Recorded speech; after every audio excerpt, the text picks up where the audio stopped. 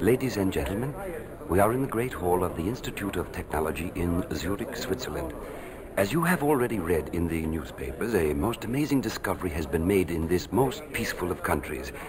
It seems that Dr. Victor Frankenstein, once thought to be a character in a story, did actually exist and created what we have come to call his monster. The purpose of this meeting today is to hear, for the first time, the actual voice of the monster.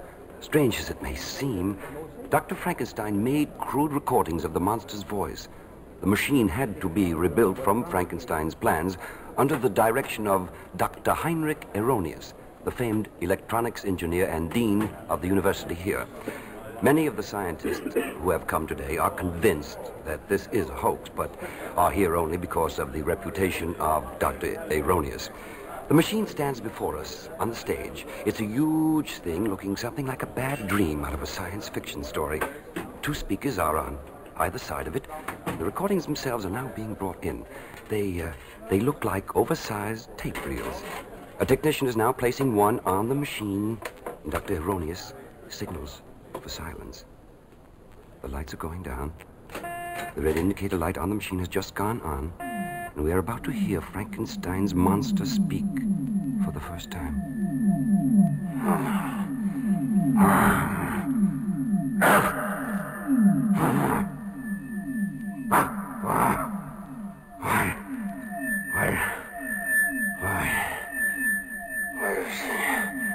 Why does he do this?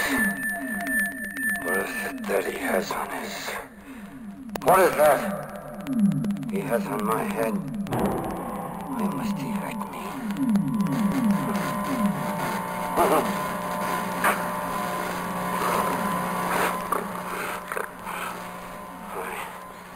Why do you look at me that way, Dr. Frankenstein? I know your name. I hate your name. Yes. I am your creature. But which one of us is the horror that scares little children? Is it me? Or is it the man that made me, who had evil in his mind to create the awful thing that lies here, lies waiting to get free and to kill you?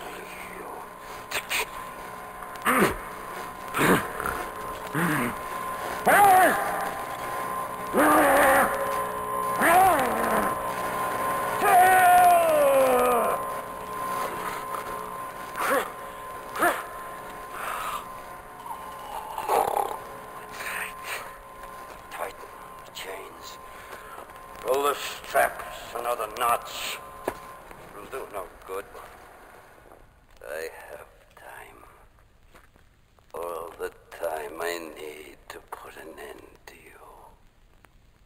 Strange to have thoughts and to be so different from the little ones I see. The ones that scream and run from me. Strange to know why I frighten them. But not so strange to want to crush them. Feel them in my hands, to tighten my fingers and see them die.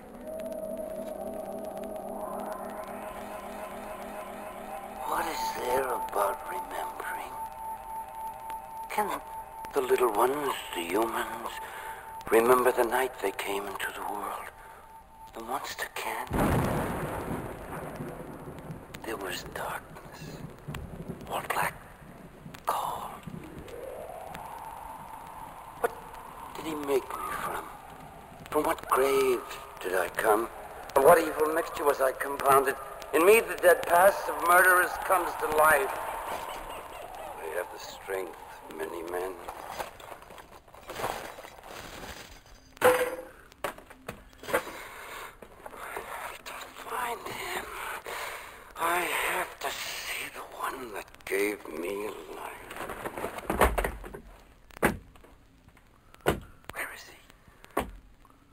Dr. Frankenstein.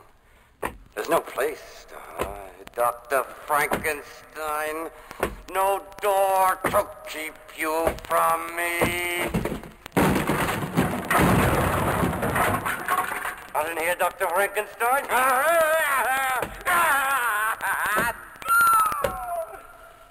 Can't be far from me. No place is far from me. Me.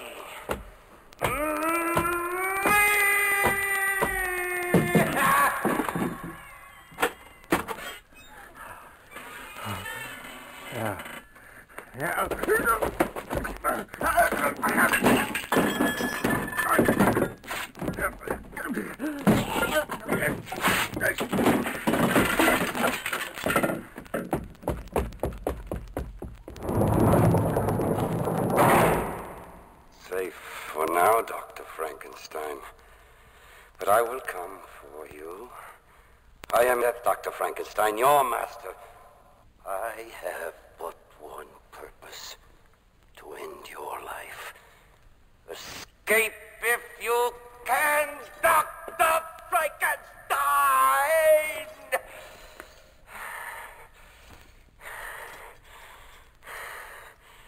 What do you call your monster? You never gave me a name, but I have yours. I am called Frankenstein's monster. What a name you've added to the ghosts and the ghouls, the things that haunt and frighten, to the phantoms of the mind. But I am real. See?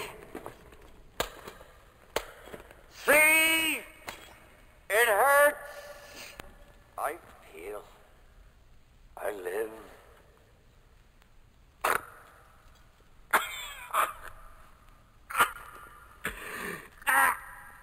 I speak. I hear my words. I am the monster tied to you forever, the hell that can only free you by giving you death. That's too easy for you. Too kind. Too gentle. While you live, you suffer. I see now that's my purpose. My only revenge. Frankenstein! I give you the gift of time to understand the horror you've created. And for myself, I will amuse myself with terror and murder.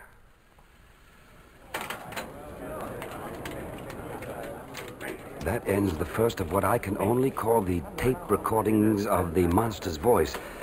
The technicians are threading another spool into the machine, and shortly we'll hear the second part of this amazing voice from the past. From the recordings, it's obvious that the monster has broken loose and is now free to rampage through the peaceful Swiss countryside. The doctor is signaling for silence. The machine started. We are now going to hear again the innermost thoughts of Dr. Frankenstein's ghastly creation. I remember that night.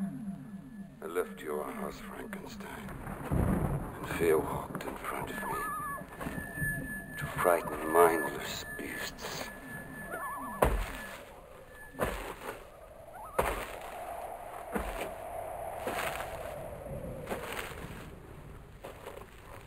Lights, yes, lights, and people, cozy and warm.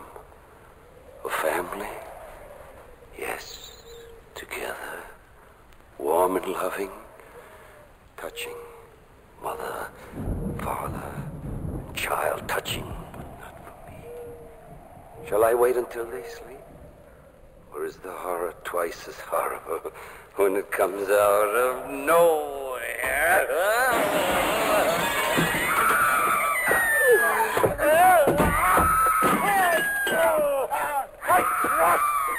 I break!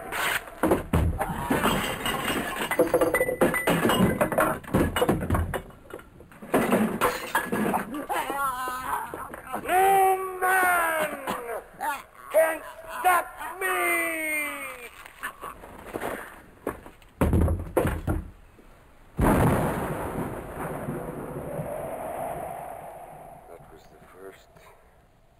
Senseless, they called it. But it wasn't. There was reason, but enough to lead them to you, Dr. Frankenstein. What glory in killing if you cannot share in it? It's not an easy thing to be a monster, to be hated and feared, to be alone. But I'm not alone, am I? I have you, Dr. Frankenstein. I'm your child. Why do you step back from me? Come closer. Closer.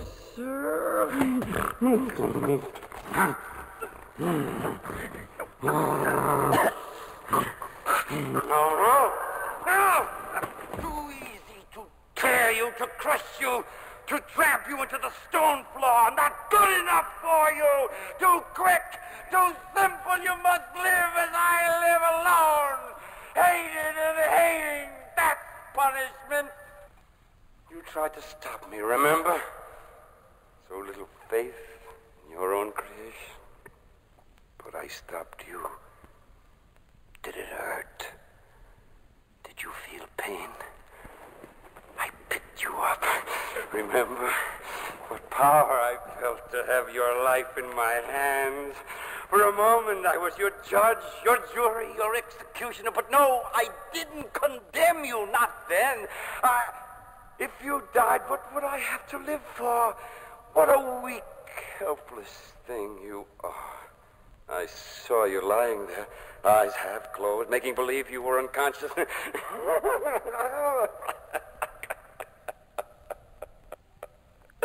I knew you were watching, so I became your mindless monster again.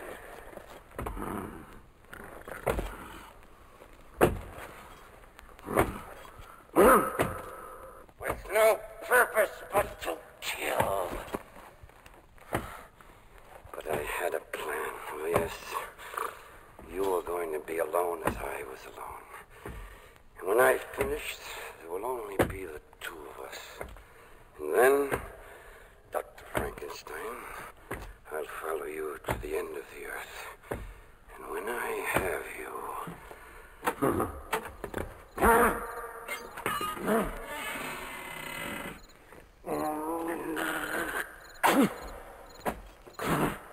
I must kill. So that we can be alone, Dr. Frankenstein, I have decided that the world must be emptied of its people. I have plenty of work. That ends the second recording. There is an increasing air of uneasiness here in the hall. I notice that the lights have been turned up brightly, and the scientists seem to have taken to looking behind them. The monster's terrifying indictment of Dr. Frankenstein is being taken seriously, and there is a great deal of speculation about what is going to happen next. The tape is ready now. The lights have gone down just slightly. I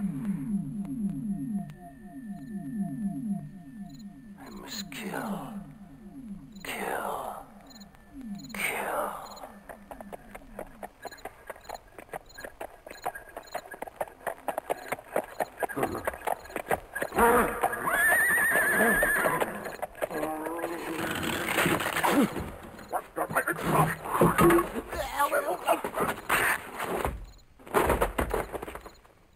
They come apart so easily.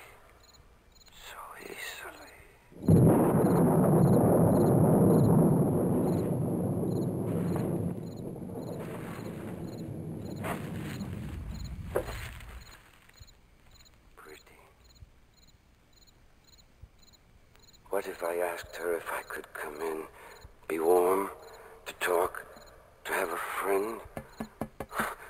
I won't hurt you.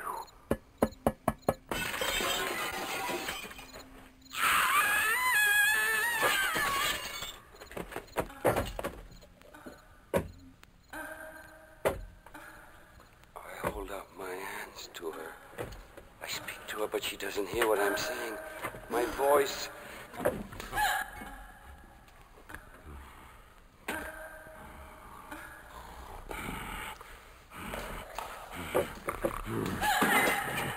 I put a hand over her mouth to stop the screams. I tried to calm her. I stroked her head, so pretty, so soft. Can a monster love? Why couldn't she understand? I spoke to her. I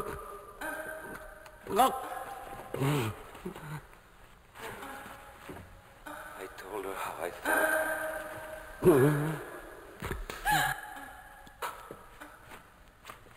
She wouldn't listen. She kept trying to scream. I didn't want to frighten her. No.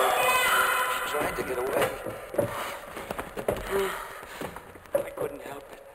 I tried to hold her.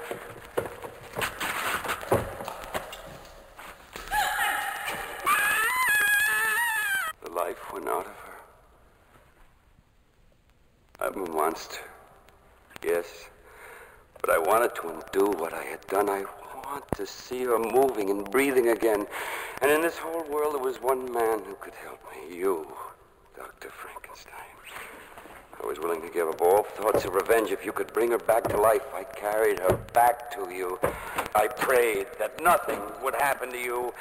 I wanted you safe so that you could help me and bring her back to me. And then I would go away with her and never bother you again. Or hurt another human being again, a bargain. All I wanted was to make a bargain. And I forgot for that one little second of time who I was, what I was, and why I was alive.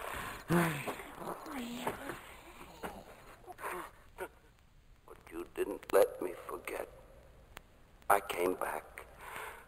I showed you the girl, and you called me fiend from hell. I begged, I pleaded, but you couldn't understand me. And in my concern for the girl I had killed, I let you strap me down. I thought you were going to help, so I went to this metal couch and let you put this machine on my head while she lay crumpled on the stone floor.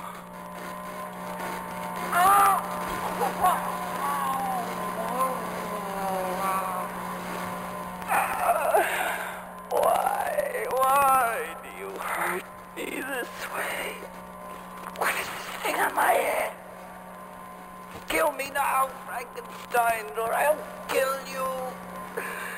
How long must I endure this? Why do you look at me that way? That noise. Do you hear that, Frankenstein? People from the village.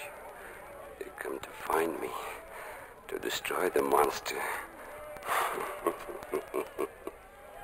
And to kill the man that made it. I can save you, Frankenstein.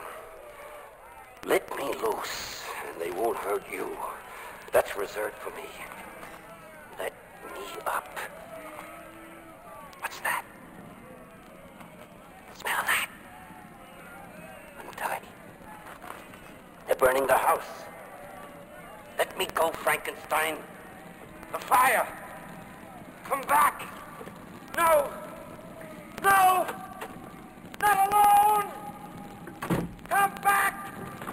Frankenstein! Come back! I wasn't made to die like this. Frankenstein, don't leave me to burn. Which one of us is a monster now? I will not die before you, Dr. Frankenstein.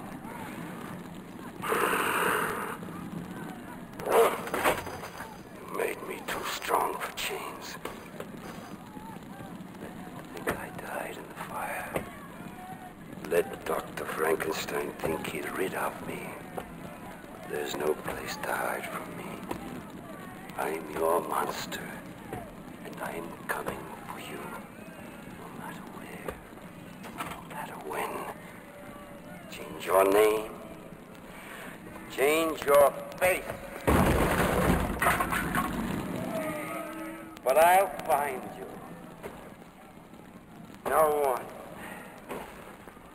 No one is safe from me.